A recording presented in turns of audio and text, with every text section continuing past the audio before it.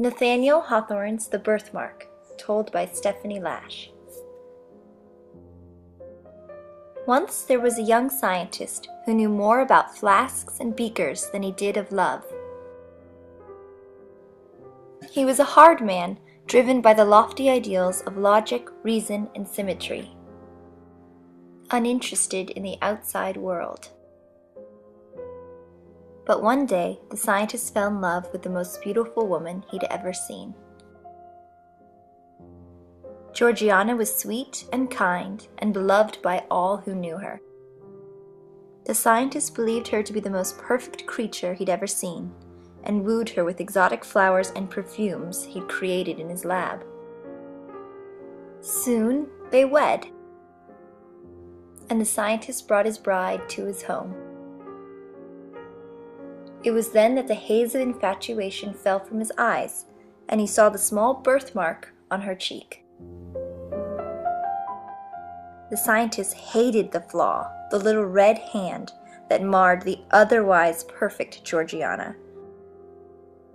Soon he couldn't bear to look at her, and silent weeks passed. The scientist asked if he might remove the accursed mark.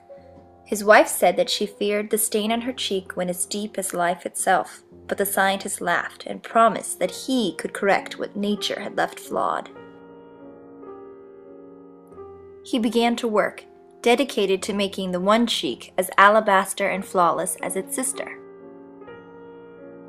Obsessed, he created plasters and potions, but nothing worked. Knowing that if he did not succeed, he would go mad, he delved into the secrets of the earth, turning to the forbidden arts of alchemy and magic. Finally, after months of searching, he discovered the cure. "Georgiana," he said, "drink this and be perfect." Georgiana took the goblet and drank deeply. They waited silently, and the little hand faded from her cheek. The scientist cheered. "I've done it! My bride, I've fixed your one imperfection." But though the birthmark was already gone, Georgiana turned paler still.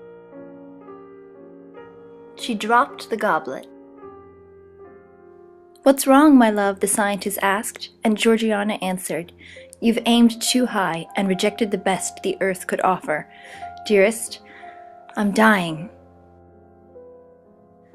The scientist caught her as she fell and grieved as his wife's spirit floated to heaven after he had loosened the one bond that kept her angelic spirit tied to her mortal frame.